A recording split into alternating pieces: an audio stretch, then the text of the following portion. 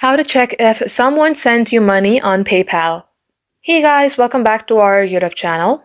In today's video, I'm going to show you how easily you can know if somebody has sent you some money in your PayPal account. So without any further delay, let us get started. You can also follow along this process via your PayPal application. In my case, I'll be using Google Chrome. At the top search bar, type in paypal.com, then get logged into your PayPal account.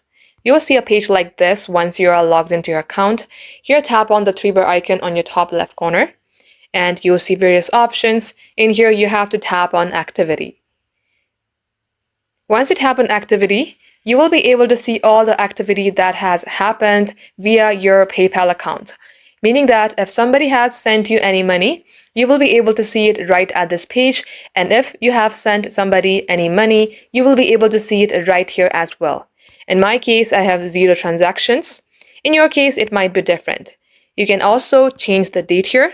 In my case, this is showing for 90 days, and if you would like to change the date, you can tap on this filter icon here, change the date and transaction type and its status. Just like so, this is how you can find out if somebody has sent you money or not. That is all for today. Thank you for watching the video till the very end.